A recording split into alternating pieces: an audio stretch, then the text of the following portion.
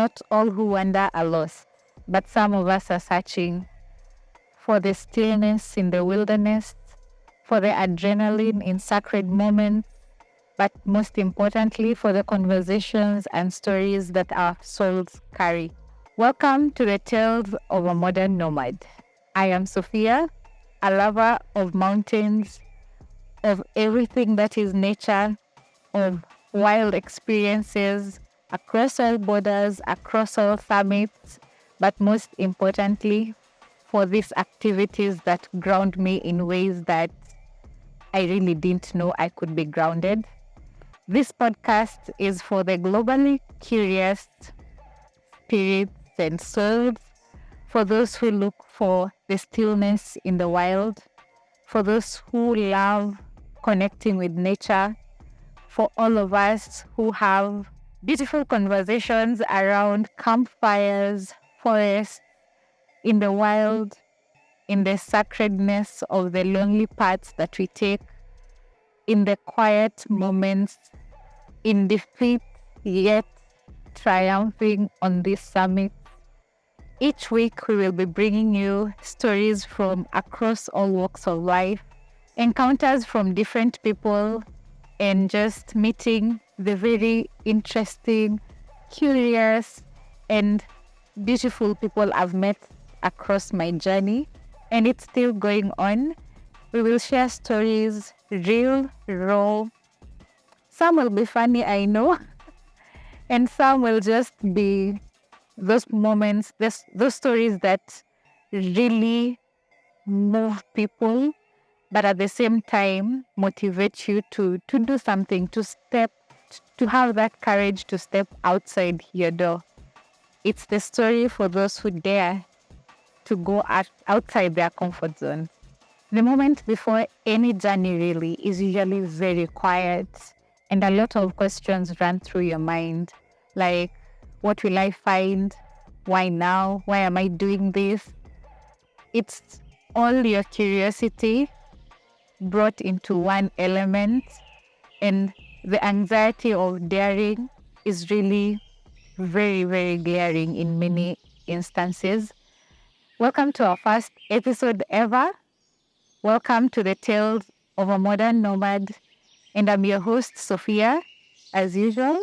In this episode, I'll be sharing with you my journey and how I got the courage to do those daring things. I've always been an all-rounded person, very curious, led by adrenaline and whatnot. But as I grew, or as I aged, things change. And you find that the things you used to love in the past have really evolved at a personal level. But what stood out for me was the courage to actually do these things by myself. When I say by myself, of course, I'm with loved ones sometimes. Of course, I'm alone, meeting new strangers. I'm not very good at that. But I have found that I've surprised myself in the last few years in a good way.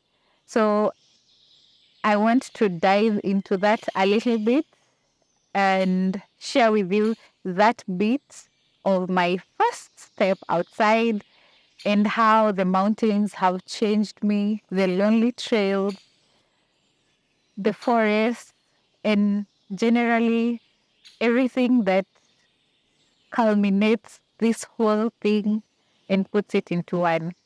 For everyone who has ever felt moved to go outside, moved to go to the forest, moved to go to the wild, the mountains, the hills, even camps, and you've been scared, maybe you do not know how to start, where to start, what you would need, it's usually a very fragile moment, or at least for me it was at the time. What I found helped me to navigate that bit of my journey was research. I really did a lot of research. The company I was going to join, the groups. I tried several groups until you find one that really resonates with who you are, and sometimes just by myself. When you are an introvert, you really struggle to connect with people, especially new people, strangers. But over time, I am still in awe of how many friends I've made on these trails, of how much I've opened myself to friendships, of how much courage I have had to walk through the most sacred places, the most loneliest, creepiest trails with people I did not know. Not just men, but women, people I don't even have their emergency contact. If anything were to happen to me, no one would know where they came from.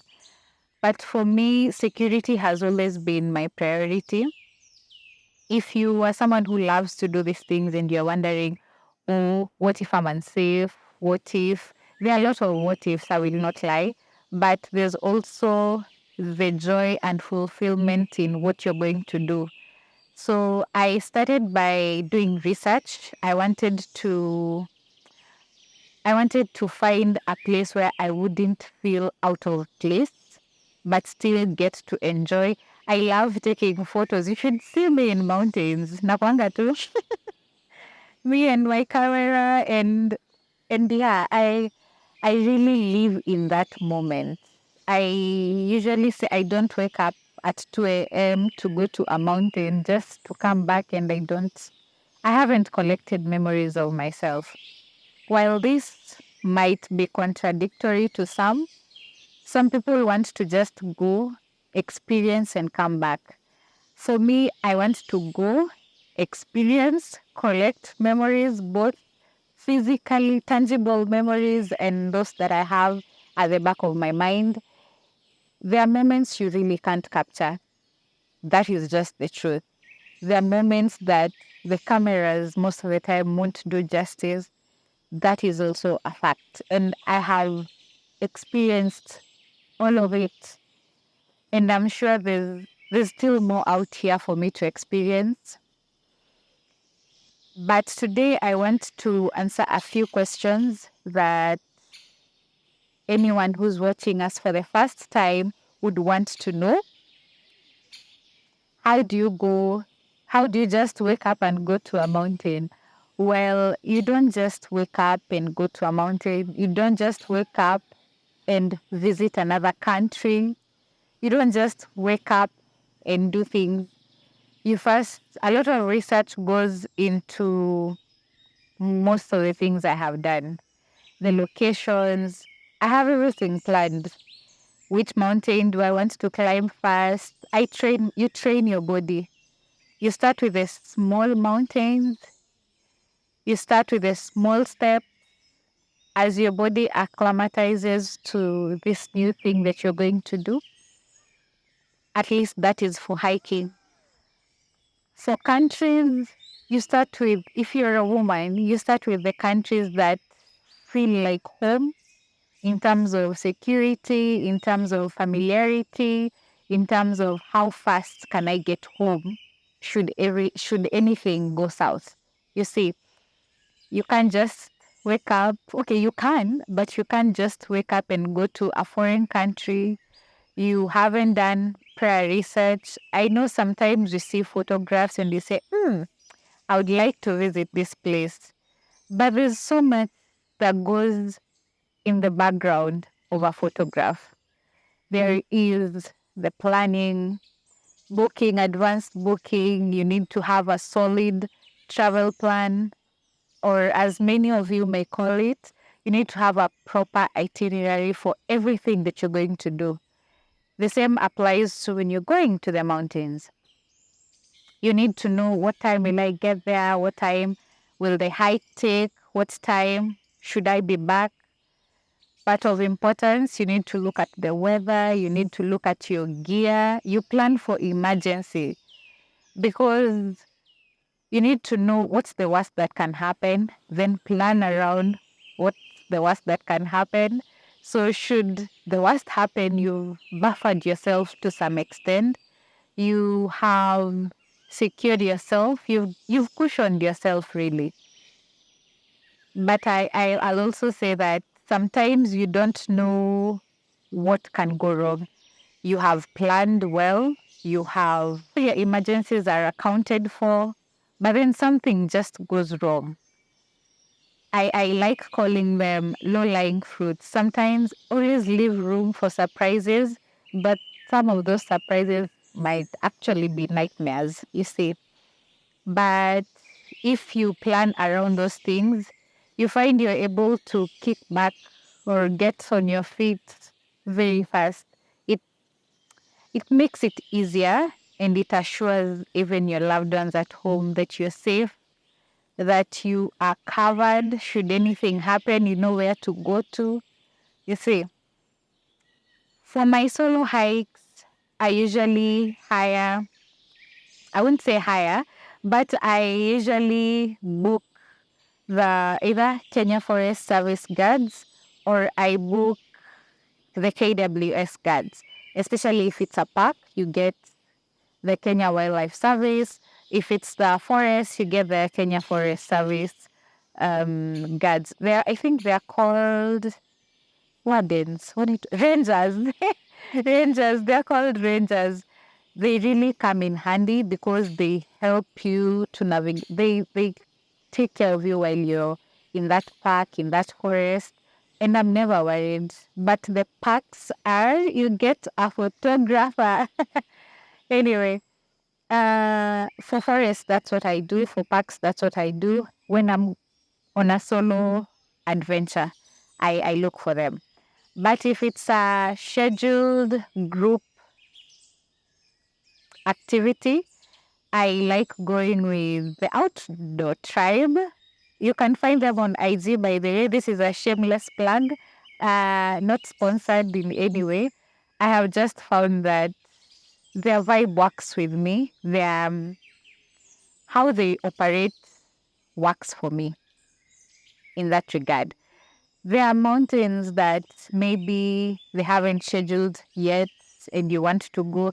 You can always find those who have experience in those to guide you. Always look for some company which has more knowledge, more experience, and expertise and the manpower to take you to those places. You don't want unnecessary things happening to you and you don't have a fallback plan. That is it.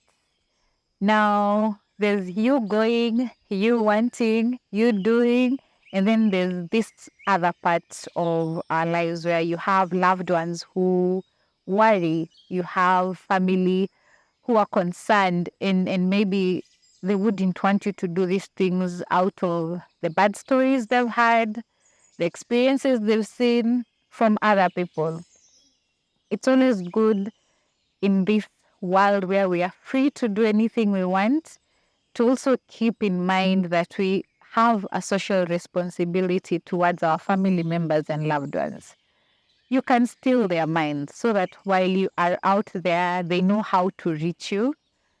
And if you're going to a place where there's no network, adequately communicate, inform them when I go to this place, I will be unavailable for this number of days, this number of hours, but I'll try to touch base as soon as possible.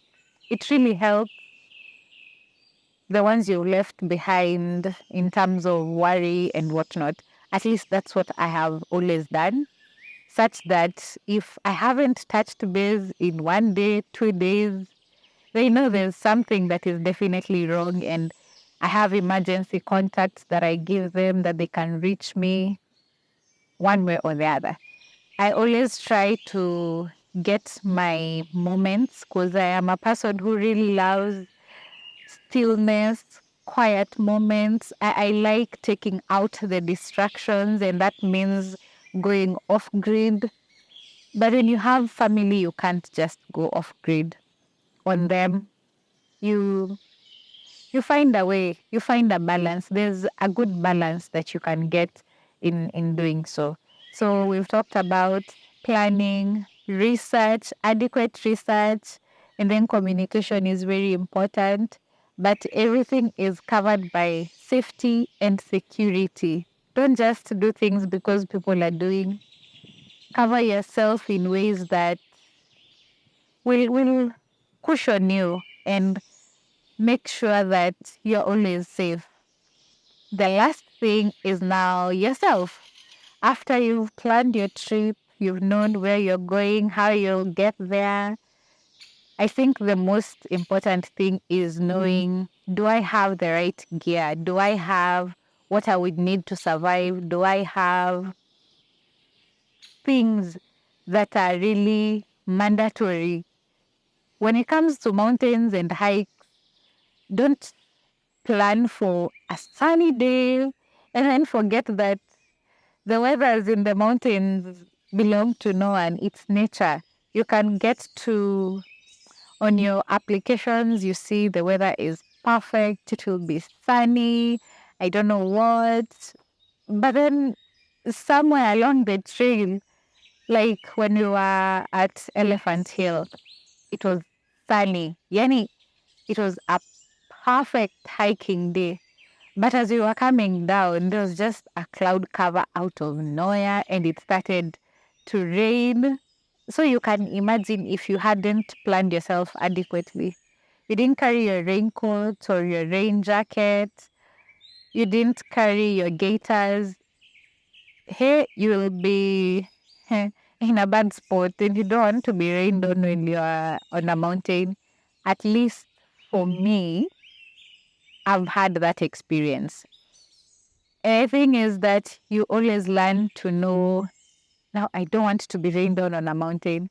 Maybe I don't go on hikes, I don't travel during the rainy season just because I don't want to get stuck in the middle of nowhere.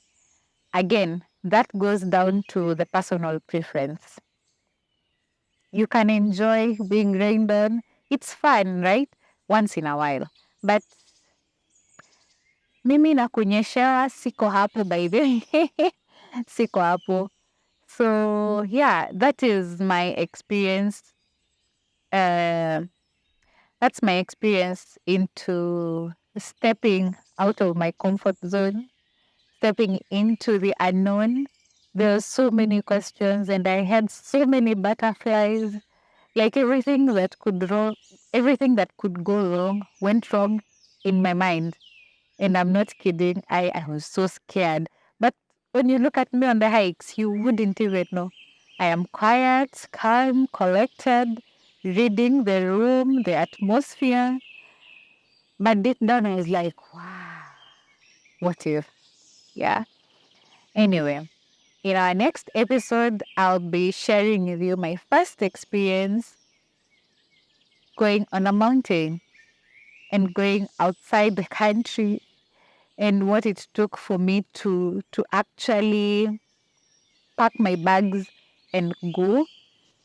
Mentally, physically, it was just a train wreck. But look at me now. I go on mountains by myself with friends. I I find it easy to even take these road trips, which, hey, the younger me would not be doing that. I am always very conscious of things, the who, the where, the when. It's usually so many questions. Anyway, if there's a story you would like us to talk about, if there's someone you'd like to see on this podcast, please leave your comments down below. Tell us what you think about our podcast. If you're a nomad yourself, please share with us your experiences in the comment section. Tell a friend to tell a friend. We'll be airing every week. So guys, stay tuned. I'll see you guys next week.